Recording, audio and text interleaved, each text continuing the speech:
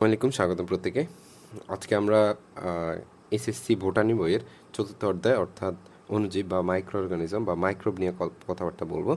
তো ইন্টারমিডিয়েটে যারা পড়াশোনা করতেছো তাদের জন্য এই অধ্যায়টা বেশ হেডেকের একটা অধ্যায়, কারণ এখানে আমাদের অনেকগুলো জিনিস মুখস্থ করতে হয়, অনেকগুলো ভাইরাসের নাম মুখস্থ করতে হয়। বাট অলিম্পিয়াড স্টাইলে তুমি যদি পড়ো তাহলে অবশ্যই তোমাকে অনেক কিছু স্কিপ করলেও কিন্তু হবে। আর মেইনলি আমাদের যে থিওরি আলোচনাগুলো সেগুলোকে ফোকাস করব। তো সচরাচর আমি অধ্যায়ের আগে কিন্তু কিছু বেসিক জিনিস পড়াই, এখানেও আমি কিছু বেসিক জিনিস পড়াবো। তো আমাদের একটা কোষ হইতে গেলে বা একটা সেল হইতে গেলে আমাদের কী কী ক্রাইটেরিয়া লাগে, হ্যাঁ। তো একটা কোষ হইতে গেলে কী লাগে দেখো, যে প্রত্যেকটা কোষের বাইরে একটা কি থাকে ভাইয়া, একটা আবরণী থাকে, বাইরে একটা আবরণী থাকতে হবে। এবং এই কোষের ভিতরে শক্তি তৈরি করার জন্য কি থাকে ভাইয়া, মাইটোকন্ড্রিয়া থাকে। মাইটোকন্ড্রিয়া থাকে হচ্ছে শক্তি তৈরি করার জন্য। আর এটার যে প্রোটিন তৈরি করবে, অর্থাৎ আমাদের কোষের কাজের জন্য বিভিন্ন পদ্ধতি আছে বা বিভিন্ন এনজাইমের জন্য আমাদের প্রোটিন লাগে। সেই প্রোটিনগুলো কে তৈরি করবে ভাইয়া, সেই প্রোটিনগুলো তৈরি করবে হচ্ছে রাইবোজোম। তাহলে এখানে আমাদের রাইবোজোম থাকে, হ্যাঁ। আচ্ছা, আরেকটা গুরুত্বপূর্ণ জিনিস থাকে, সেটাকে আমরা বলি যে নিউক্লিয়াস। এখন নিউক্লিয়াসের ভিতরে তোমরা দেখবা যখন আমরা নিউক্লিয়াস আঁকি, তো তখন এই নিউক্লিয়াসের ভিতরে এভাবে পেঁচানো কিছু জিনিস আঁকি, যাদেরকে আমরা বলি ভাইয়া ক্রোমাটিন জালিকা। এখন এই ক্রোমাটিন জালিকা মানে, বা এটাকে আমরা বলি ক্রোমাটিন ফাইবার, এইটা লিটারেলি মিনস ডিএনএ। অর্থাৎ এই যে ক্রোমাটিন জালিকা, এই পেঁচানো অংশ দেখতেছো, এটা হচ্ছে ডিএনএ। সো ডিএনএতে কী থাকে ভাইয়া, আমাদের জেনেটিক কোড থাকে। জেনেটিক কোড কী জিনিস দেখো, হ্যাঁ, তুমি ধরো একজন ইঞ্জিনিয়ার, তাহলে তোমাকে একটা বাড়ি বানানোর আগে কী লাগে, সেই একটা নকশা লাগে। একটা নকশা তোমার একটা খাতার মধ্যে আঁকা থাকে। সে আঁকা দেখে দেখে তুমি কনস্ট্রাকশন যারা লেবার আছে তাদেরকে বলো যে এই কাজ করো, এখানে একটা গাঁথনি করো, বা এই ধরনের এখানে একটা ইট দাও। সো কোষেরও এরকম একটা ব্লু প্রিন্ট থাকে, একটা ম্যাপ থাকে, যে ম্যাপের মাধ্যমে সেই এই কোষটা কী হবে বা এই কোষের ভবিষ্যৎ কী হবে, এই কোষটা দেখতে কেমন হবে, এই কোষে কী কী কাজ হবে, সেটা নিয়ন্ত্রণ করে হয় এই ডিএনএ। কারণ ডিএনএর মধ্যে সেই জেনেটিক কোডটা কিন্তু আছে। অর্থাৎ ডিএনএর মধ্যে সেই জিনিসটা লেখা আছে। কীভাবে তোমরা জানো যে ডিএনএর ভিতরে নাইট্রোজেন বেশি হিসাবে কী থাকে, adenine, guanine, thymine, cytosine. So ডিএনএর ভিতরে থাকে। তো এই জিনিসগুলো দিয়ে সে একটা কোড তৈরি করে। ধরো আমি আজকে একটা কোড তৈরি করলাম, বা সৃষ্টিকর্তা একটা কোড তৈরি করলো, ATTGTCAA। তো এভাবে তোমাদের কোডগুলো সাজানো থাকে, হ্যাঁ। তো এখানে দেখো অনেকগুলো র্যান্ডমাইজ কিছু কোড বানানো যায়, অনেকগুলো কোড এখানে বানাইতে পারবা তুমি। তাহলে এই কোডগুলো তোমার ডিএনএর মধ্যে লেখা থাকে। যখনই আমার এই কোষটা এই ডিএনএ থেকে তথ্যগুলো উদ্ধার করতে চায়, তাহলে সে কী করে, দুইটা প্রসেস করে। একটা হচ্ছে যে দেখো ভাই, এইটা হচ্ছে আমার ডিএনএ বা এটা হচ্ছে মেন কপি, হ্যাঁ। কেন মেন কপি, কারণ এটার ভিতরে আমাদের সেই এই কোষে ভবিষ্যৎ কী হবে বা এই কোষটা আমাদের কীভাবে প্ল্যানিং হবে, কী কী প্রোটিন তৈরি হবে, সব কিছু কিন্তু এই ডিএনএর মধ্যে লেখা আছে। তাই তুমি যখন একে দিয়ে কাজ করাতে যাবা, তখন এইটাতে কিছু ক্ষতি হওয়ার সম্ভাবনা থাকে। তোমরা দেখবা যে জায়গা জমিন এর ব্যাপারে একটা মেইন কপি থাকে দলিলের, আরেকটা থাকে হচ্ছে ছাপানো বা একটা প্রিন্টেড কপি থাকে। কারণ তুমি যখন মেইন কপি নিয়ে কাজ করবে তখন সেটা কিন্তু ডেস্ট্রয় হয়ে এলে তোমার মেইন কপিটা কিন্তু হারিয়ে যাবে। সেই জন্য কোষ কী করে, এইখান থেকে যে ডিএনএ আছে সেখান থেকে একটা তার কপি তৈরি করে। অর্থাৎ সেই একটা মেসেঞ্জার আরএনএ তৈরি করে। কেন আরএনএ তৈরি করে, কারণ ডিএনএ 2 সূত্রক আর আরএনএ হচ্ছে 1 সূত্রক। তাই তুমি যদি কোনো জায়গায় পাঠাইতে চাও, তাহলে তুমি একটা সহজ জিনিসকে পাঠাবা। সো আমরা এখানে কি করি, এইখানকার ডিএনএ থেকে আরএনএ তৈরি হয়। তো এই প্রক্রিয়াকে আমরা বলি, ডিএনএ থেকে আরএনএ তৈরি হওয়াকে আমরা বলি হচ্ছে ট্রান্সক্রিপশন। সো এই প্রক্রিয়ার নাম হচ্ছে কি, ট্রান্সক্রিপশন। তোমাদের প্রথম অধ্যায়ে এই ঘটনাগুলো খুব ভালোভাবে ব্যাখ্যা করা আছে। অর্থাৎ আমাদের এই ডিএনএ থেকে আমরা তথ্য উদ্ধার করার জন্য আমরা কি করব ভাইয়া, এই ডিএনএ জায়গায় থাকবে, তার থেকে আমরা একটা প্রিন্টেড কপি বানাবো। সেই কপিটা হচ্ছে মেসেঞ্জার আরএনএ। তখন কি হবে, সেই মেসেঞ্জার আরএনএটা এই নিউক্লিয়াস থেকে বের হবে। বের হয়ে দেখো ভাইয়া, আমাদের যে ফ্যাক্টরি আছে, এখন তোমার কাছে সেই নকশাটা আছে। এখন তুমি কি করবো ভাইয়া, এইখানকার যেই ফ্যাক্টরি, প্রোটিন ফ্যাক্টরি অর্থাৎ রাইবোজোম, হ্যাঁ, রাইবোজোমের কাছে এই মেসেঞ্জার আরএনএটা চলে যায়। যাওয়ার পরে রাইবোজোম তো হচ্ছে প্রোটিন ফ্যাক্টরি, সে তো জানে যে কী কোড আসলে কী প্রোটিন সে বানাবে। তাহলে সে কী করে, এখান থেকে এই আরএনএর যে সিকোয়েন্স আছে বা আরএনএর প্রিন্টেড কপি অনুসারে সে কী করে ভাইয়া, আমাদের আরএনএ থেকে প্রোটিন তৈরি করে। এই প্রক্রিয়ার নাম হচ্ছে যে ভাইয়া ট্রান্সলেশন। তাহলে আমরা কি দেখলাম যে একটা নিউক্লিয়াসের ভিতরে যে পেঁচানো যন্ত্রগুলো থাকে তাকে আমরা বলি ক্রোমাটিন জালিকা, সেগুলো মানে ডিএনএ। সেই ডিএনএতে কী থাকে, জেনেটিক কোড থাকে। কীভাবে? ওই যে নাইট্রোজেন বেস ডিএনএর মধ্যে থাকে, সে ATGC 8টা দিয়ে সে কোড বানায়। তাহলে ভাই আজকে তোমার ধরো এই কোডটাকে ডিকোড করার দরকার হচ্ছে বা একটা প্রোটিন তৈরি করার দরকার হচ্ছে, তখন নিউক্লিয়াসে থাকা যে ডিএনএ আছে সে তো নিজে যাবে না, কারণ সে মেন কপি, হারায় যেতে পারে, নষ্ট হয়ে যেতে পারে। সেক্ষেত্রে সে কী করে, তার নিজের একটা প্রিন্টেড কপি পাঠায় মেসেঞ্জার আরএনএ হিসাবে। সে আরএনএটা তো এক সূত্রক, সে ইজিলি আমার নিউক্লিয়াস থেকে বের হয়ে রাইবোজোমে চলে যেতে পারে। রাইবোজোম যখন এই মেসেঞ্জার আরএনএকে পায় তখন সেটার কোড অনুসারে সে কী করে ভাই, ট্রান্সলেশন করে। এগুলার বিস্তারিত আমাদের প্রথম অধ্যায়ে পড়া। সো এখানে সে ট্রান্সলেশন প্রক্রিয়া কী তৈরি করে ভাই, প্রোটিন তৈরি করে। আচ্ছা, সো এটা হচ্ছে আমাদের এই নিউক্লিয়াসের কাজ। আর রাইবোজোমের কাজ হচ্ছে প্রোটিন তৈরি করা, মাইটোকন্ড্রিয়ার কাজ হচ্ছে এনার্জি তৈরি করা বা শক্তি তৈরি করা।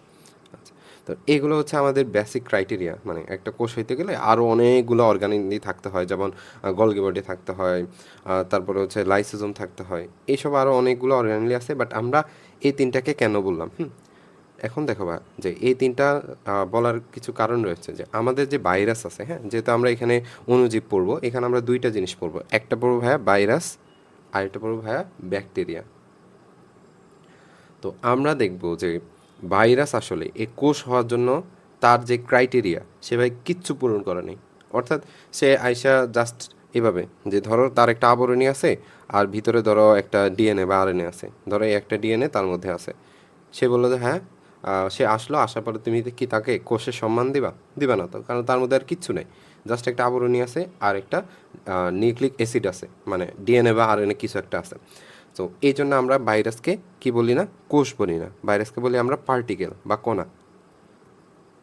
তাহলে ভাইরাস আমাদের পার্টিকেল বা কণা হিসেবে থাকে, কারণ কোষ হওয়ার জন্য যে ক্রাইটেরিয়া আছে তার মধ্যে কোনো যোগ্যতা নাই, তার সিবি জমা দিলেও তুমি দেখবা না। তাইলে এই ক্ষেত্রে ভাইরাসকে আমরা পার্টিকেল বলি। এখন এ তো পার্টিকেল আছে, তাহলে আমাদের কনসার্ন কেন, একে নিয়ে আমরা কেন পড়াশোনা করতেছি? কারণ ভাইয়া এ আমাদের ঝামেলা করে, অর্থাৎ এ আমাদের বডিতে প্রবেশ করে আমাদের বিভিন্ন ধরনের রোগ সৃষ্টি করে। তাহলে আমাদের ভাইরাস সম্পর্কে জানতে হবে। এখন এই ভাইরাসের মধ্যে কি থাকে ভাই, এই যে বাইরের আবরণী, এই যে বাইরের আবরণী, এই আবরণীটা কি দিয়ে তৈরি হয়? এই আবরণ তৈরি হচ্ছে প্রোটিন দিয়ে। তাহলে এইটাকে আমরা প্রোটিন দিয়ে তৈরি, এবং এটার একটা নাম আছে, এটাকে বলি আমরা ক্যাপসিড। অর্থাৎ ভাইরাসের বাইরে যে আবরণটা থাকে সেটা প্রোটিনের তৈরি, এবং এটা হচ্ছে ভাই ক্যাপসিড। আর ক্যাপসিডের ভিতরে কি থাকে ভাই, নিউক্লিক অ্যাসিড থাকে, নিউক্লিক অ্যাসিড থাকে।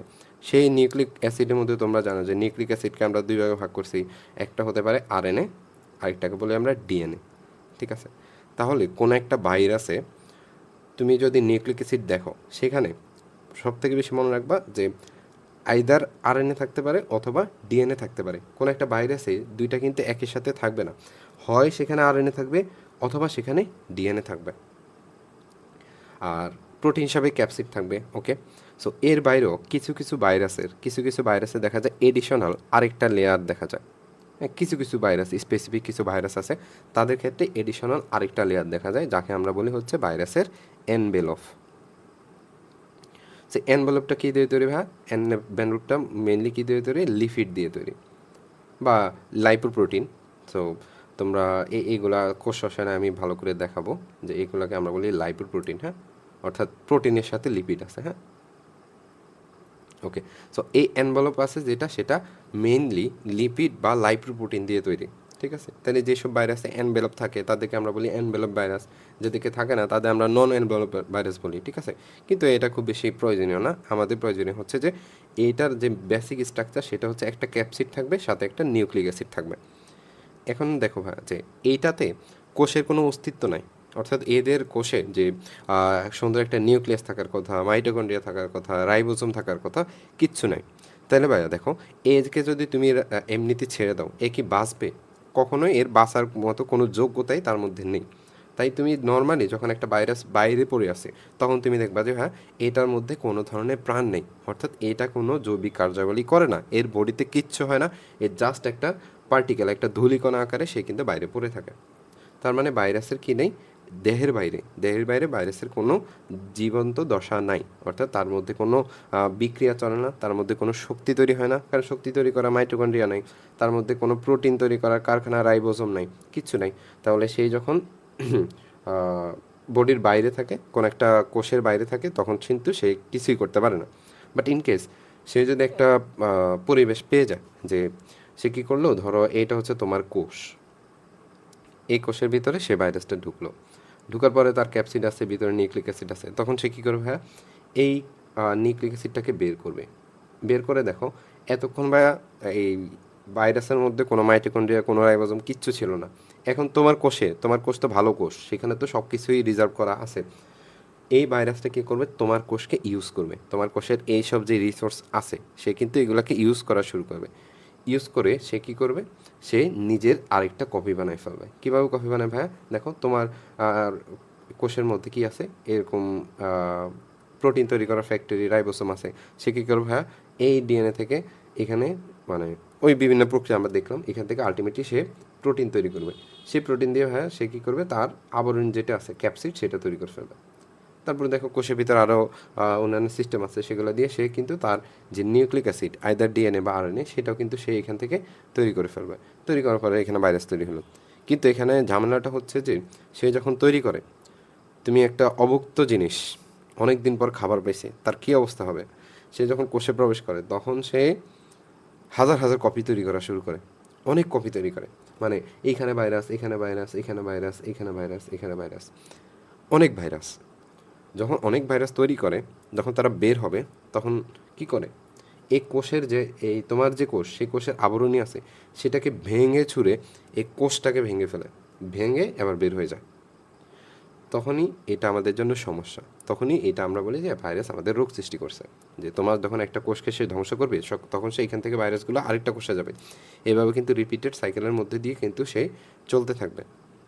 তাহলে তুমি দেখো যে ভাইরাস যখন একটা কোষের ভিতরে ঢুকলো, তখন কিন্তু তার যে জীবনের দশা, অর্থাৎ সে রেপ্লিকেশন, অর্থাৎ তার নিজের কপি সে তৈরি করতে পারলো, তারপরে সে সেলটাকে নষ্ট করে দিতে পারলো। তাই যখন সে ইন্ট্রাসেলুলার বা কোষের ভিতরে থাকে, তখনই কিন্তু তার এই জীবদ্দশা জীবদ্দশাটা কমপ্লিট হয় বা লাইফ সাইকেলটা কমপ্লিট হয়। সো এই জন্য ভাইরাসকে আমরা বলি অব্লিগেট ইন্ট্রাসেলুলার।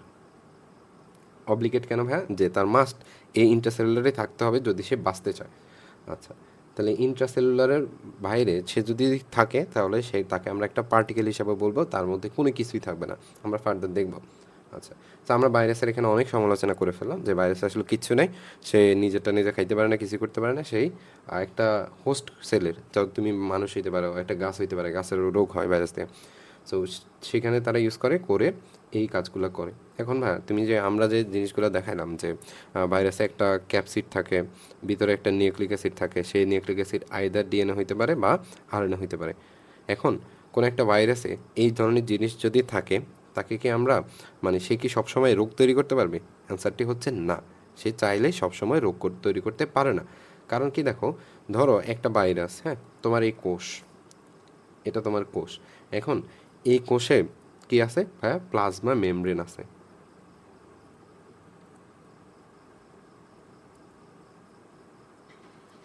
আচ্ছা, তাহলে এই প্লাজমা মেমব্রেন যেহেতু ভাইয়া এটা একটা দেওয়াল, সেই দেওয়াল দিয়ে যে কেউ চাইলে কি ঢুকতে পারবে? অবশ্যই ঢুকতে পারবে না। তাহলে এখানে কি লাগে ভাইয়া, যে দেখবা সব জায়গায় একটা সিকিউরিটি গেট থাকে। ধরো এই কোষের একটা কি আছে, সিকিউরিটি গেট আছে। তো সেই গেটটা কিভাবে খোলে, ধরো এখানে একটা রিসেপ্টর আছে, এটাকে আমরা বলি রিসেপ্টর। হ্যাঁ, রিসেপ্টর মানে যে রিসিভ করে, অর্থাৎ এই ভাইরাসটা এসে এই রিসেপ্টরে এসে লাগবে। যখনই এই ভাইরাসটা এই রিসেপ্টরে এসে লাগবে, এবং এখানে কিন্তু এই রিসেপ্টরটা স্পেসিফিক, দ্যাট মিন্স তোমাকে এখানে এই রিসেপ্টরের গায়ে যে কেউ এসে লাগলে কিন্তু হবে না, এখানে স্পেসিফিক একটা প্রোটিন লাগতে হবে বা স্পেসিফিক একটা অংশ লাগতে হবে, যে অংশটা লাগলে রিসেপ্টর বুঝবে যে এটা হচ্ছে আমার জিনিস বা এটা হচ্ছে আমার যে কারণে তৈরি করা হচ্ছে সে কারণে। যেমন একটা এক্সাম্পল দিই, সেটা হচ্ছে ধরো একটা তালা। এখন এই তালাটা একটি স্পেসিফিক নির্দিষ্ট একটা চাবি দিয়ে কিন্তু খুলবে। তাই এই রিসেপ্টর যেটা আছে সেটাকে তুমি চাইলে যে কেউ আসা যদি এটার গায়ে লাগে সে কিন্তু অ্যাক্সেস দিবে না। সেখানে কি হয়, যে ধরো তোমার কোষে এই ভাইরাসের একটা রিসেপ্টর আছে, তখন ভাইরাস আসার পরে সে কী করলো, যে রিসেপ্টরের গায়ে লাগলো, রিসেপ্টর তাকে কী করলো, ভিতরে টেনে নিল। এটা একটা হইতে পারে। অথবা ভাইরাস এসে কী করে, এখানকে যে প্লাজমা মেমব্রেন সেটাকে নষ্ট করে দেয়, দিলে এখানে একটা খালি জায়গা তৈরি হয়, সেখান দিয়ে এই ভাইরাসটা ঢুকতে পারে। তো এই যে ভাইরাসের রিসেপ্টর স্পেসিফিসিটি, অর্থাৎ ভাইরাস চাইলেই যে কোনো কোষকে আক্রমণ করতে পারে না, তার একটা রিসেপ্টর লাগে। যে রিসেপ্টর যদি ওই কোষে থাকে সেটার সাথে এসে সে বাইন্ড করবে, বাইন্ড করে সে কোষের ভিতরে যাবে। এই যে ভাইরাসের স্পেসিফিক রিসেপ্টরের ব্যাপারটা, সেটাকে আমরা বলি টটিপটেন্সি। টটিপটেন্সি।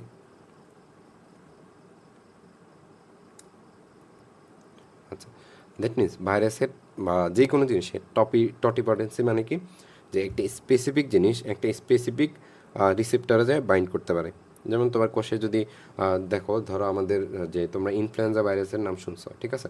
তো ইনফ্লুয়েঞ্জা ভাইরাস কোন জায়গায় অ্যাটাক করে? তোমরা জানো যে আমাদের রেসপিরেটরি ট্র্যাক্ট বা শ্বসনতন্ত্রে অ্যাটাক করে, তখন সেখানে আমাদের কি হয়, যে কাশি হয় বা শ্বাসকষ্ট, এই ধরনের কিছু, হ্যাঁ। আচ্ছা, তো ইনফ্লুয়েঞ্জা ভাইরাস কী করে, আমাদের রেসপিরেটরি কোষে অ্যাটাক করে। কেন? সে কি চাইলে পেটে চলে যেতে পারতো না? সে চাইলে তোমার হাতে চলে আসতে পারতো না, হাতের স্কিনে অ্যাটাক করতে পারতো? সে কিন্তু সেগুলো করে না, সে একটা স্পেসিফিক জায়গায় গিয়ে অ্যাটাক করে।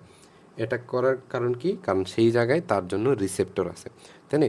ভাইরাসের এই যে রিসেপ্টর স্পেসিফিসিটি, অর্থাৎ একটা নির্দিষ্ট রিসেপ্টরকে সে অ্যাটাক করতে পারে, সে বা বাইন্ড হতে পারে, সেটাকে আমরা বলি ভাইরাসের টটিপটেন্সি, তাই না? ভাইরাস এলে কিন্তু সবসময় সব জায়গায় রোগ তৈরি করতে পারে না।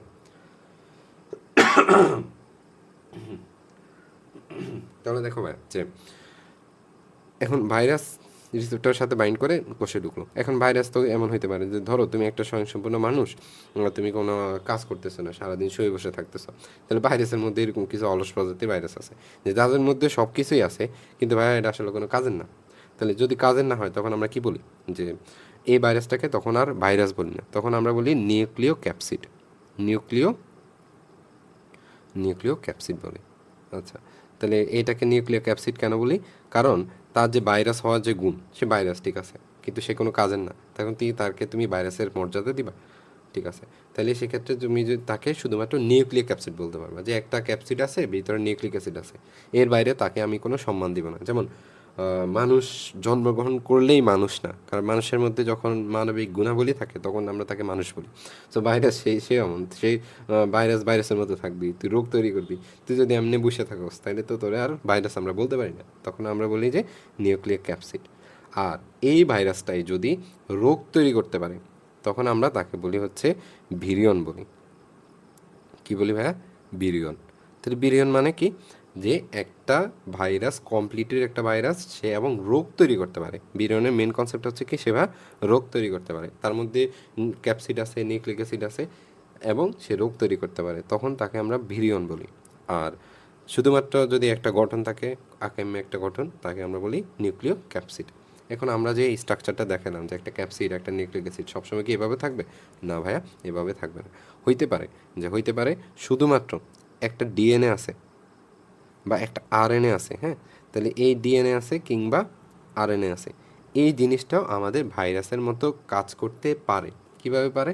যখন এইটা আমার কোষে, এখানে ধরো ডিএনএ আসলো, সেই ডিএনএ যদি রিসেপ্টর থাকে, তখন সেই ডিএনএ কী করবে? ভিতরে ঢুকে যাবে।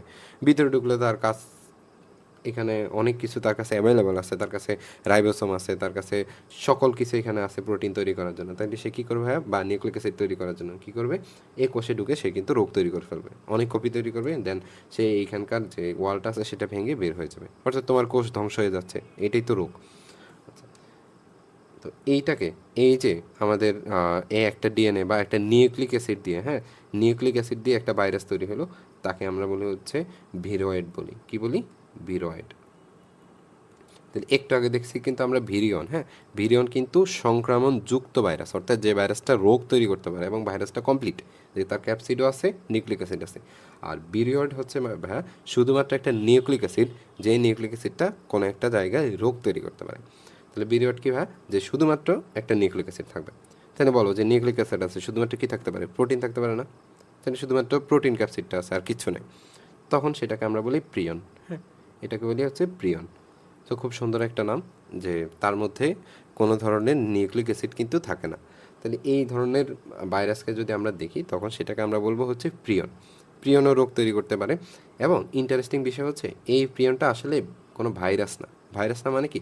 ধরো নর্মাল একটা ইনফ্লুয়েঞ্জা ভাইরাস আসলো, সে কিন্তু, বা করোনা ভাইরাস, সে কিন্তু বাইরে থেকে তোমার বডিতে ঢুকতেছে, বা নর্মাল একটা ভিরয়েড, সে কিন্তু বাইরের পরিবেশ থেকে তোমার বডিতে ঢুকতেছে। বাট ইন কেস অফ প্রিয়ন, প্রিয়ন হচ্ছে তোমার একটা আপন শত্রুর মতো। কীভাবে আপন শত্রু? ধরো তোমার একটা কোষ, কোষের ভিতরে কী আছে? নিউক্লিয়াস আছে।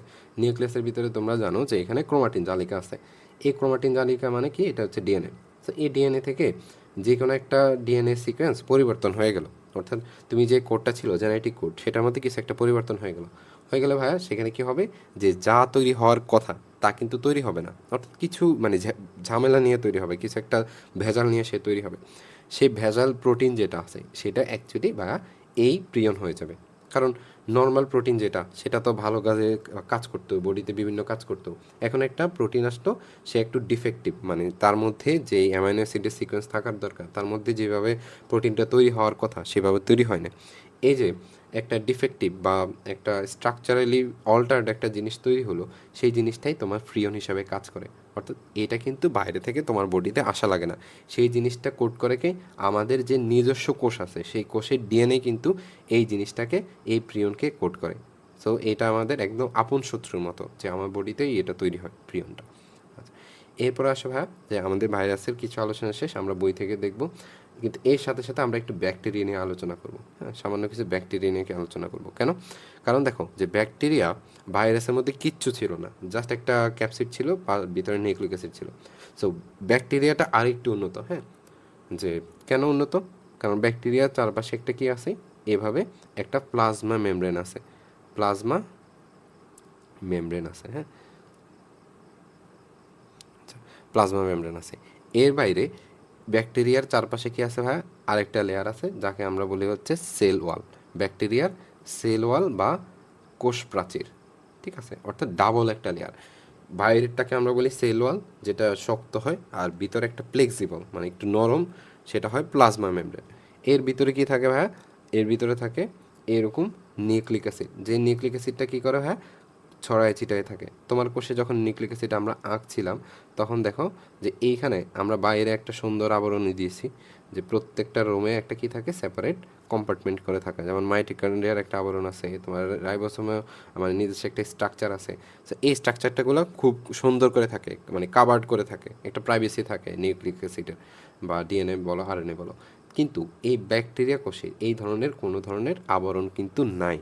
অর্থাৎ এখানে যে মেইন কপিটা আছে দলিলের, সেই কপিটার মধ্যে কোনো ধরনের প্রোটেকশন নেই। সেটা ধরো তুমি তোমার বাসার দলিলটা তুমি তোমার টেবিলে রেখে দিছো বা খাটের উপর রেখে দিছো, এমন আর কি, কিন্তু জিনিসটা থাকে। অর্থাৎ এখানে কিন্তু আমাদের নিউক্লিক অ্যাসিড থাকে। আচ্ছা, সো সেই নিউক্লিক অ্যাসিড কি? সেটা হচ্ছে অবশ্যই ডিএনএ। নিউক্লিক অ্যাসিড হিসেবে অবশ্যই তার ডিএনএ থাকে, ভালো একটা কপি থাকে। এরপরে আসো ভাই যে এইখানে আমাদের আরও কিছু অর্গানেলি থাকে, খুব বেশি না, যেমন রাইবোসোম থাকে। কারণ তোমরা দেখছো যে রাইবোসোম ছাড়া আসলে কোনো কিছুই সম্ভব না। সব কিছুর জন্য আমার প্রোটিন লাগে, সেই প্রোটিন তৈরি করার ফ্যাক্টরি হচ্ছে ভাইয়া রাইবোসোম। তাহলে সেই রাইবোসোম থাকে। এর বাইরে আমাদের যে organelle, mitochondria, Golgi body, lysosome, এই ধরনের কোনো কিছুই আর থাকে না। তাহলে শুধুমাত্র একটা ব্যাকটেরিয়ার কোষে কোনটা থাকে? শুধুমাত্র রাইবোসোম থাকে। আর তার জেনেটিক কোডের জন্য একটা কি থাকে ভাইয়া? এই যে একটা ক্রোমোজোম বা একটা নিউক্লিক অ্যাসিড থাকে, যেই নিউক্লিক অ্যাসিডটা কী করে? তার যে কোডগুলো আছে, জেনেটিক কোডগুলো, সেই জেনেটিক কোডগুলোকে ধরে রাখে। হ্যাঁ, আচ্ছা, আমরা ব্যাকটেরিয়া যখন বিস্তারিত পড়বো তখন আরও বুঝবো। তাহলে এখানে দেখো ভাইরাসের সাথে এর পার্থক্য কী? যে এ ভাইরাস থেকে একটু উন্নত এবং তার মধ্যে কোষের কিছু বৈশিষ্ট্য আছে, ঠিক আছে? তাহলে এই ব্যাকটেরিয়াকে আমরা কোষ বলি, কিন্তু নামের আগে একটু ঝামেলা পাকাই দিই, তাকে আমরা বলি আদিকোষ। আদিকোষ বলি আমরা, কোষ বলি ঠিকই, কিন্তু তাকে আমরা বলি আদিকোষী। কেন আদিকোষী বলি? কারণ আমাদের কাছে মনে হয় যে এটা হচ্ছে মানদান্দার আমলের মডেল, যেখানে ঠিক আছে সব কিছুই আছে, কিন্তু এই যে আমার নিউক্লিক অ্যাসিডকে প্রোটেকশন দেওয়ার জন্য, আমার যে মেইন কপিটা সেটা প্রোটেকশন দেওয়ার জন্য কিচ্ছু নাই। তাহলে এই জন্য আমরা বলছি যে এটা আদিকোষী, মানে এটার স্ট্রাকচার অত ভালো না। তাহলে আদিকোষী হওয়ার জন্য এটার জন্য দায়ী হচ্ছে যে আমাদের এই নিউক্লিক অ্যাসিডকে ঘিরে কোনো ধরনের মেমব্রেন কিন্তু তার থাকে না, সেই জন্য এটাকে আমরা বলি আদিকোষী, ঠিক আছে? কিন্তু ভাইরাসকে কি কোনো কোষ বলবা? না, কারণ তার কিচ্ছুই নেই। যেমন ওই প্লুটোকে গ্রহ থেকে বাদ দিয়ে দিছে, ওই যে এত ছোটো একটা জিনিস আমরা যদি গ্রহ বলি, তাহলে আমাদের আর বাকি যে উপগ্রহগুলো আছে সেগুলো তো এই প্লুটো থেকে বড়, তাহলে তো ঝামেলা পাকলো। এই জন্য এই যে অ্যাস্ট্রোনমিস্টরা বা এই সে অ্যাস্ট্রোলজিস্টরা সরি অ্যাস্ট্রোনমাররা এই জিনিসটাকে বাদ দিয়ে দিচ্ছে, বাদ তুই আর প্লুটো তুই হচ্ছে কোনো গ্রহ না। হ্যাঁ, আচ্ছা, তাহলে এখন আসো যে অণুজীবের মধ্যে আমরা মেইনলি দুইটা জিনিস আলোচনা করবো, সেটা হচ্ছে একটা হচ্ছে ভাইরাস, একটা হচ্ছে ব্যাকটেরিয়া। হ্যাঁ, তাহলে যে শাখায় আমরা অণুজীব নিয়ে আলোচনা করা হয় তাকে আমরা বলি অণুজীব তত্ত্ব বা মাইক্রোবায়োলজি। হ্যাঁ, তো মেডিকেলে পড়াশোনা করলে একটা সাবজেক্ট তোমাদের থাকবে। এরপর আছে ভাইরাস। ভাইরাস মানে হচ্ছে বিষ। এটা ল্যাটিন শব্দ থেকে আসছে, এগুলো তোমাদের জানা লাগবে না।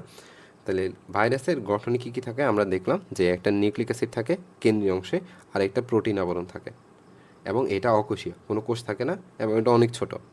তারপর আমরা দেখছিলাম যে এটা বাধ্যতামূলক পরজীবী, বা এটাকে বলছিলাম অব্লিগেট ইন্ট্রাসেলুলার, তার মানে সে কোষের ভিতরেই তার জীবনটা অতিবাহিত করতে হবে। কী করে, যা জীবদেহের অভ্যন্তরে সক্রিয় হয়, ঠিক আছে। বাইরে সে একটা পার্টিকেল বা ধূলিকণার মধ্যে ছিল, যখন কোষের ভিতরে গেছে তখন সেই সবগুলো সুযোগ তার কাছে অ্যাভেলেবল, তখন সে ইচ্ছা মতো নিজে কপি করা শুরু করলো, ঠিক আছে। এবং জীবদেহের বাইরে কী থাকে, নিষ্ক্রিয় অবস্থায় থাকে, তাকে আমরা ভাইরাস বলি। তার মানে ভাইরাসকে তুমি কখনো কোষ বলতে পারবে না, সে একটা অকোষী। এরপরে এখানে আবিষ্কারের কথা বলা হয়েছে, তোমাদের এগুলো লাগবে না। আচ্ছা, ভাইরাসের বিভিন্ন মেজারমেন্টগুলো বলছে যে কত ছোট হইতে পারে, কত বড় হইতে পারে, ঠিক আছে। আচ্ছা, এরপরে ভাইরাসের প্রকৃতি। এখন আসে এই জিনিসটাকে আমাদের সব থেকে বেশি লাগবে, সেটা হচ্ছে ভাইরাসের বৈশিষ্ট্য। যে ভাইরাসের বৈশিষ্ট্য আমরা কি দেখছি, যে সে একটা জ্বরের মতো আচরণ করছে যখন জীবদেহের বাইরে ছিল, যখন জীবের ভিতরে বা একটা কোষের ভিতরে গেছে তখন সেই জীবের মতো আচরণ করছে। তার মানে ভাইরাসকে আমরা বলতে পারি যে এটা জীব আর জড়বস্তুর মাঝখানে, ঠিক আছে। তাহলে ভাইরাস জীবও না, সরি ভাইরাস জীবও না, ভাইরাস জড়ও না, ভাইরাস ভাইরাসই। হ্যাঁ, খুব সুন্দর একটা কথাবার্তা যে ভাইরাস ভাইরাসই, ভাইরাস জীবও না, ভাইরাস জড়ও না, দুইটা একই জিনিস আছে। এখন আসো ভাইয়া যে এই জিনিসটাই সবচেয়ে বেশি ইম্পর্টেন্ট, যে ভাইরাসের আমাদের জড় বৈশিষ্ট্যগুলো কী কী।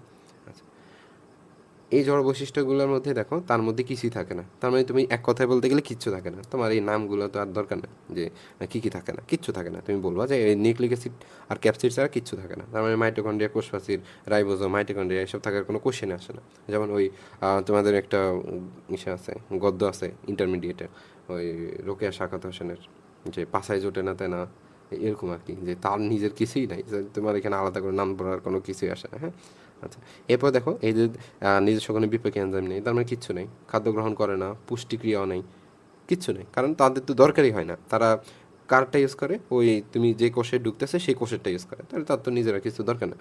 আচ্ছা, এরপর বলছে যে স্বাধীনভাবে প্রজননক্ষম নয়, কারণ প্রজননক্ষম হয় কখন, যখন কোষের ভিতরে ঢুকে সেই ওইখানকার ইসে ইউজ করে, রাইবোসোম ইউজ করে, সেখান থেকে সে ক্যাপসিড তৈরি করে, তারপর নিউক্লিক অ্যাসিড তৈরি করে, সেগুলো সম্পূর্ণ ওই যে কোষে ঢুকে তার তার সিস্টেমকে ইউজ করে, তার মানে স্বাধীনভাবে সেইগুলো প্রজননক্ষম নয়। তারপরে দেখো যে ভাইরাসের সাইজটা অনেক ছোট হয়। হ্যাঁ, ধরো এই একটা ভাইরাস, আর এইটা হচ্ছে ব্যাকটেরিয়া, তাহলে দেখো এটা সাইজ অনেক ছোট, ব্যাকটেরিয়া সাইজ অনেক বড়। তাই তুমি একটা ফিল্টার বসাইছো, যে ফিল্টার দিয়ে ব্যাকটেরিয়াকে ছাকা যায়, যে এটা দিলে ব্যাকটেরিয়া আটকে যাবে। কিন্তু ভাইরাস তো ছোটো, সে তো আটকাবে না, সে হচ্ছে কী হবে, এই ফিল্টার দিয়ে বের হয়ে যাবে। তাই তুমি নর্মাল যে ফিল্টারগুলো ইউজ করো সেগুলোতে এই ভাইরাসকে আমরা কী করতে পারি না, ফিল্টারযোগ্য করতে পারি না। তারপর ভাইরাসকে কেলাসিত করা যায়। হ্যাঁ, এগুলো আমরা দেখবো যে সেন্ট্রিফিউজ করা যায়, ব্যাপন করা যায়, পানির সাথে মিশিয়ে সাসপেনশন তৈরি হয়। তোমরা ওই কেমিস্ট্রিতে পড়বা যে সাসপেনশন, কলয়েড, এগুলোর মধ্যে পার্থক্য আছে। অর্থাৎ আমরা কী করতে পারি, ভাইরাসকে একটা বালুর মতো বা একটা বালুকণার মতোই মানে ইয়ে করতে পারি, আচরণ করাইতে পারি। তুমি একটা পানির সাথে মিশিয়েছো, পানির সাথে মিশিয়ে দেওয়া যায়, ঠিক আছে। তারপর তুমি এটার অদক্ষেপ পালানো যায়। হ্যাঁ, তোমরা রসায়নীতে এই এই রিয়াকশনগুলো করবো, আছে অদক্ষেপ কখন পড়ে, হ্যাঁ, কেপিকেসি বা কেআইপির অঙ্কগুলো। আচ্ছা, তারপরে এইখানে সেম কথাগুলো বলছে যে রাসায়নিক করার মতো নিষ্ক্রিয়। তাহলে তোমার মেন কনসেপ্টটা ওই একটাই, যে কোষের বাইরে কিছু নেই, ঠিক আছে।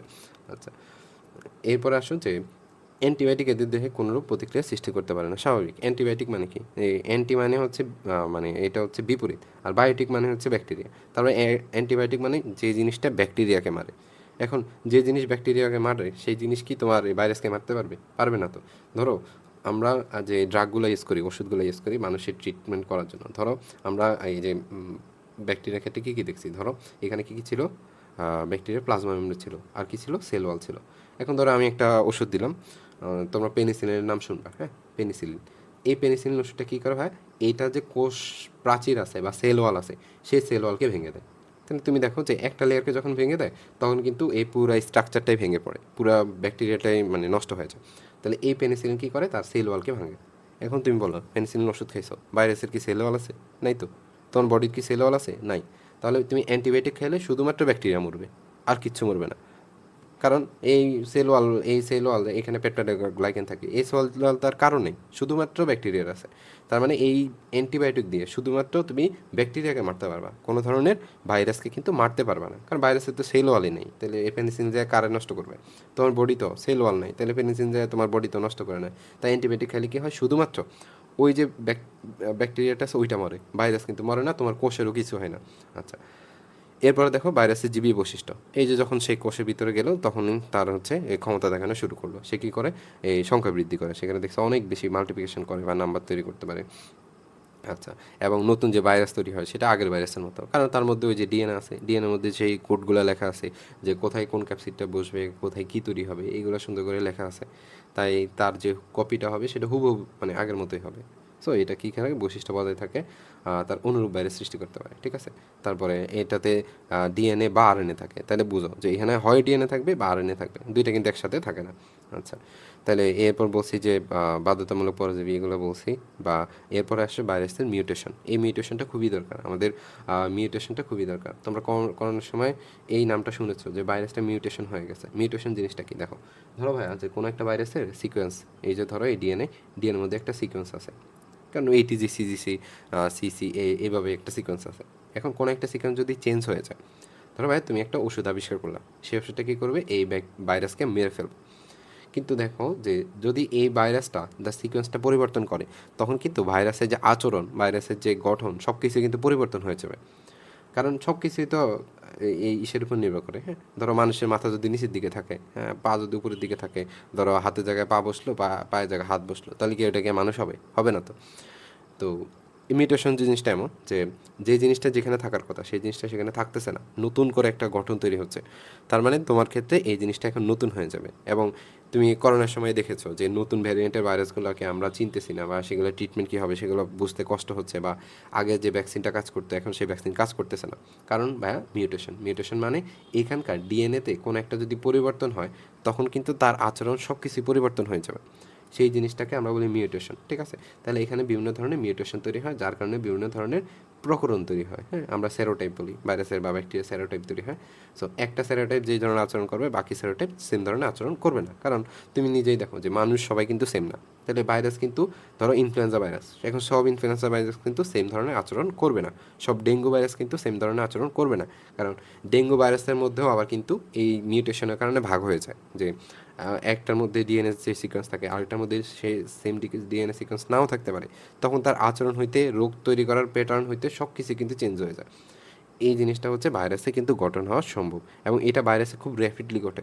তাই তুমি দেখবা যে আমরা বেশিরভাগের ক্ষেত্রে বা ম্যাক্সিমাম ক্ষেত্রে আমরা ব্যাকটেরিয়ার জন্য, যে ব্যাকটেরিয়া দ্বারা যে রোগগুলো হয় সেগুলোর জন্য ভ্যাকসিন পাই। কিন্তু ভাইরাস দ্বারা যে রোগগুলো হয় সেগুলোর জন্য সচরাচর ভ্যাকসিন পাওয়া যায় না, কিছু কিছু রোগের জন্য আছে। কারণ ভাইরাস খুব তাড়াতাড়ি মিউটেশন করে ফেলে। তাই তুমি ভ্যাকসিন মানে আদৌ কোনো লাভ নেই, কারণ নতুন যেটা আসছে সেটা সম্পর্কে তুমি জানো না, বা তোমার বডিও জানে না। তাহলে সেক্ষেত্রে ওই ভ্যাকসিন দেওয়ার কোনো লাভ হচ্ছে না। সেজন্য দেখবা যে ঠান্ডা কাশির জন্য যে ভাইরাস দেয়, রিনো ভাইরাস, তার জন্য আসলে আজ পর্যন্ত ভ্যাকসিন তৈরি করা সম্ভব না। কারণ তুমি ভ্যাকসিন বানাইতে বানাইতে এটার মিউটেশন হয়ে এটা আরেক রকম হয়ে যাবে, তখন তুমি আর এই ভ্যাকসিন দিয়ে কোনো কাজ হবে না। আচ্ছা, তাহলে আমরা ভাইরাসের বৈশিষ্ট্যগুলো দেখলাম, তারপর ভাইরাসের গঠনটাও দেখে ফেললাম, ভাইরাস কী কী তৈরি। সেখানে কি থাকে, যে কেন্দ্রে একটা নিউক্লিক অ্যাসিড থাকে। হ্যাঁ, এটা হচ্ছে তো কোথাও হচ্ছে ডিএনএ থাকে, কোথাও অন্য থাকে। কিন্তু ইন জেনারেল আমরা যদি বলি যে আমাদের যে রোগগুলো সৃষ্টি করে, বা আমাদের বডিতে যে, মানে মানুষের বডিতে যেগুলো রোগ সৃষ্টি করে সেগুলো মেইনলি হয় ডিএনএ ভাইরাস। আর যেগুলো উদ্ভিদ দেহে রোগ সৃষ্টি করে সেগুলোকে বলি আমরা আরএনএ ভাইরাস। কিন্তু এটা সম্পূর্ণ ভুল, কারণ আমাদের এমন অনেক ভাইরাস আছে যেগুলো হচ্ছে আরএনএ দিয়ে তৈরি। হ্যাঁ, আমাদের বডিতে অ্যাটাক করে। এখানে কিছু উদাহরণ কিন্তু দেওয়া আছে একটু পরে। আচ্ছা, এরপর কি আছে, প্রোটিন ক্যাপসিড আছে। হ্যাঁ, তো এই যে প্রোটিন ক্যাপসিড, এটা দেখো এখানে একটা ধরো অনেক বড় একটা প্রোটিন হবে, এই একটা প্রোটিন তৈরি হলো। এখন এই প্রোটিনটা কীভাবে তৈরি হয়, ধরো এখানে একটা আছে, এখানে একটা ইউনিট আছে, এখানে একটা ইউনিট আছে, বা অনেকগুলো ইট আর কি। ধরো একটা দেওয়াল যেভাবে ইটের মতো তৈরি হয়, এই ক্যাপসিডটা বা এই প্রোটিনের এই আবরণটাও কিন্তু এরকম অনেকগুলো ইট দিয়ে তৈরি হয়। এইটাকে আমরা বলি ক্যাপসোমিয়ার। হ্যাঁ, যখন তোমরা একটা পার্টিশনের ভাগ পড়বা তখন এটাকে আমরা বলি মিয়ার। তার মানে এটাকে বলি আমরা ক্যাপসোমিয়ার। হ্যাঁ, তাহলে অনেকগুলো ক্যাপসোমিয়ার মিলে কি হয় ভাই, এইখানে ভাইরাসের যে ক্যাপসিডটা আছে সেটা তৈরি হয়। তাহলে এই প্রত্যেকটা ইউনিটকে আমরা বলবো ভাই ক্যাপসোমিয়ার। এরপরে আসো যে এরপর বলছিলাম যে আলাদা করে আরেকটা কি থাকে, আবরণ থাকে বা এনভেলপ থাকে। তো যাদের এনভেলপ আছে তাদেরকে আমরা এনভেলপ ভাইরাস বলি। যেমন ইনফ্লুয়েঞ্জা ভাইরাসের আছে, হার্পিস ভাইরাসের আছে, তোমাদের উদাহরণগুলো দেখে রাখবা জাস্ট। হ্যাঁ, এইগুলো তোমাদের আসবে না। আচ্ছা, আর যাদের এই যে আবরণটা সেটা বলছিলাম যে হয় এটা লিপিড দিয়ে তৈরি বা লিপোপ্রোটিন দিয়ে তৈরি, ঠিক আছে। এখন কোনো একটা ভাইরাসের এই লিপোপ্রোটিন লেয়ার আছে, তাকে তুমি বললা যে এই লিপোপ্রোটিন ভাইরাস, হ্যাঁ লিপোপ্রোটিন ভাইরাস, তাহলে এটাকে আমরা বলি লিপোপ্রোটিন, বা এটাকে আমরা বলি লিপো ভাইরাস। হ্যাঁ, লিপোপ্রোটিন ভাইরাস না বলে আমরা বলি হচ্ছে লিপো ভাইরাস। তারা স্পেশাল একটা ঘটনা আছে, সেই জন্য তাকে আমরা সেই নামে ডাকে। এরপর আসবে হ্যাঁ যে ভাইরাসে ক্লাসিফিকেশন করছে, অনেক বেশি ক্লাসিফিকেশন করছে, তোমাদের এইগুলা দেখবা, জানার খুব বেশি দরকার নেই অলিম্পিয়াডের জন্য। হ্যাঁ, একাডেমিকের জন্য কিন্তু লাগে। দণ্ডাকার আছে, গোলাকার আছে, কোনটা লম্বা, কোনটা গোল্লা, কোনটা ঘনক্ষেত্রের মতো, কোনটা সিলিন্ডারের মতো। হ্যাঁ, আচ্ছা, আবার কিছু আছে যে আরএনএ ভাইরাস, যাদের নিউক্লিক অ্যাসিড হিসাবে আরএনএ থাকে তাদেরকে আমরা বলি আরএনএ ভাইরাস, যাদের নিউক্লিক অ্যাসিড হিসাবে ডিএনএ থাকে তাকে আমরা বলি হ্যাঁ ডিএনএ ভাইরাস, ঠিক আছে। আচ্ছা, এরপরে দেখছো যে কারো বহিস্থিত আবরণী থাকে তো কারো থাকে না, যে বহিস্থিত আবরণী থাকলে তাকে আমরা বলি এমবেলপ ভাইরাস বা আবরণযুক্ত ভাইরাস। আচ্ছা, এরপরে আসো যে পোষক দেহ অনুসারে কোনো ভাইরাস উদ্ভিদ দেহে রোগ তৈরি করে, প্রাণী দেহে তৈরি করে। আবার আরেকটা জিনিস আছে যে কিছু কিছু ভাইরাস এতই ডেঞ্জারাস তারা ব্যাকটেরিয়াকে আক্রমণ করে, তাহলে এটা আমাদের জন্য ভালো। হ্যাঁ, এইসব ভাইরাস আমাদের জন্য ভালো, কারণ ওই জায়গায় ব্যাকটেরিয়াকে মারবে, তাহলে ব্যাকটেরিয়া আর আমাদের বডিতে রোগ তৈরি করতে পারবে না, ঠিক আছে। আচ্ছা, এরপর কিছু আছে সেগুলোকে বলে সায়ানোফাস। সায়ানোফাস মানে হচ্ছে কি, সেগুলো সায়ানো ব্যাকটেরিয়া বা এই ব্লু গ্রিন অ্যালজি, যেটাকে আমরা নীলাভ সবুজ শৈবাল বলি, তাকে অ্যাটাক করে। সো শুধুমাত্র উদ্ভিদ আর মানুষকে তারা অ্যাটাক করে না, বা প্রাণীকে অ্যাটাক করে না, তারা কিন্তু ব্যাকটেরিয়া অ্যাটাক করে, আবার এই সায়ানো ব্যাকটেরিয়াকে তারা অ্যাটাক করে। ভাইরাসগুলো এতই ডেঞ্জারাস। হ্যাঁ, আচ্ছা, এরপর আরও জিনিস আছে যে এগুলো আমরা খুব ইনফরমেশন হিসেবে জানতে পারি, যে এই রেট্রোভাইরাস। রেট্রোভাইরাস মানে কি, দেখো ভাই, যে ধরো আমাদের একটা এইচআইভি আছে। হ্যাঁ, এইচআইভির নাম তো তোমরা শুনছো, যে হিউম্যান ইমিউনো ডেফিসিয়েন্সি ভাইরাস, ঠিক আছে। সেখানে কি হয় যে এইচআইভি একটা আরএনএ ভাইরাস, ঠিক আছে। এইচআইভি একটা আরএনএ ভাইরাস, অর্থাৎ এইচআইভি যে ভাইরাসটা আছে এটার ভিতরে হয় আরএনএ থাকে, কিন্তু যখন এটা কোষের ভিতরে ঢুকে তখন সে এই আরএনএ থেকে কী তৈরি করে হয়, ডিএনএ তৈরি করে, অর্থাৎ ডাবল স্ট্র্যান্ড একটা সূত্র তৈরি করে। তাহলে এই ভাইরাসটা কী করতেছে, এই আরএনএ থেকে ডিএনএ তৈরি করতেছে। আমরা যখন প্রথমে দেখছি যে ট্রান্সলেশন, তোমাদের মনে আছে কি না, যে আমাদের এগুলো এই যে এখানে যে আমাদের মেন প্রসেসটা কী ছিল, যে ডিএনএ থেকে আরএনএ তৈরি হবে, আরএনএ থেকে প্রোটিন তৈরি হবে। সো এটা আমাদের একটা সিকোয়েন্স ছিল, কিন্তু যখনই উল্টা সিকোয়েন্স হয়ে যাবে তখন কী হবে, যে আরএনএ থেকে ডিএনএ হবে। তাহলে সেটাকে আমরা বলি ট্রান্সক্রিপশন, ঠিক আছে, কিন্তু এটা রিভার্স, উল্টা হয়েছে, তখন এটাকে বলে আমরা রিভার্স ট্রান্সক্রিপশন, ঠিক আছে। তাহলে এই রিভার্স ট্রান্সক্রিপশন কোথায় হবে, আমাদের এইচআইভি ভাইরাস হয়, এইচআইভি ভাইরাস। তো এই ভাইরাসটাকে এই জন্য আমরা বলি হচ্ছে রেট্রো ভাইরাস, অর্থাৎ এটা উল্টা, রেট্রো মানে উল্টা, তাহলে উল্টা ভাইরাস, তো এইটাকে আমরা বলি রেট্রো ভাইরাস। হ্যাঁ, তাহলে রিভার্স ট্রান্সক্রিপশন তৈরি হয়। ওকে, সো এটাকে আমরা বলতে পারি যে রেট্রো ভাইরাস। তো এখানে এই কথাটা একটু বলা আছে, হ্যাঁ, এই জন্য বলে দিলাম। সো এটা হচ্ছে রেট্রো ভাইরাস, আর এখানে কি হয়, ডিএনএ থেকে মানে আরএনএ থেকে ডিএনএ তৈরি হয়, ঠিক আছে। এরপর তোমাদের ভাইরাস আর আরএনএ ভাইরাস আর ডিএনএ ভাইরাসের পার্থক্য দিচ্ছে, খুব বেশি দরকার নেই, কারণ এদের যে কথাবার্তা বলছে যে অধিকাংশই হচ্ছে উদ্ভিদ ভাইরাস এবং সাইনোফাস, মানুষেরও কিন্তু আরএনএ ভাইরাস আছে। হ্যাঁ, তো এটার কোনো দাম নেই, কারণ তুমি দেখো যে এদের মধ্যে দেখো এটা যেমন rabies, polio, dengue, yellow fever virus, mumps, measles, influenza B, encephalitis, কোভিড-19 সব কিছু আরএনএ ভাইরাস। তাহলে তুমি বলবা যে আরএনএ ভাইরাস শুধুমাত্র উদ্ভিদ আর সাইনোফাসকে বা সাইনোফাস হয়ে থাকে, তাই না? এটা আসলে কোনো মানে নেই, এটা আরএনএ ভাইরাস চাইলে মানে প্রাণিত তৈরি করতে পারে, ঠিক আছে। আচ্ছা, এরপর দেখো যে আমরা একটা বলছিলাম যে ভাইরাসের পরজীবিতা, ভাইরাস অবশ্যই অব্লিগেট পরজীবী হইতে হবে, কারণ তার বাইরে বাঁচার কোনো অপশন নেই, তাই আমরা তাকে বলি বাধ্যতামূলক পরজীবী বা অব্লিগেট প্যারাসাইট। ওকে, এখন ওই যে রিসেপ্টর সাইটের কথা বললাম, যে আমাদের প্রত্যেকটা ভাইরাসের কি থাকে, একটা করে রিসেপ্টর সাইট থাকে, সেই রিসেপ্টর সাইটে গিয়ে যখন সে বাইন্ড করে তখন সেই কোষের ভিতরে যাওয়ার অ্যাক্সেসটা পায়। তাহলে যেখানে যা রিসেপ্টর আছে সে সেখানে জায়গায় রোগ তৈরি করবে। তাহলে তোমার ধরো ইনফ্লুয়েঞ্জা ভাইরাস, সে কিন্তু অন্য জায়গায় রোগ তৈরি করতে পারবে না, সে শুধু আমার শ্বসনতন্ত্রে রোগ তৈরি করতে পারবে, ঠিক আছে। আচ্ছা, এরপরে আছে আমরা দেখলাম যে কিছু ভাইরাস আছে যারা ব্যাকটেরিয়াকে অ্যাটাক করে, তো তাদেরকে আমরা কি বলবো, তাদেরকে আমরা বলি হচ্ছে ব্যাকটেরিয়া ফাস।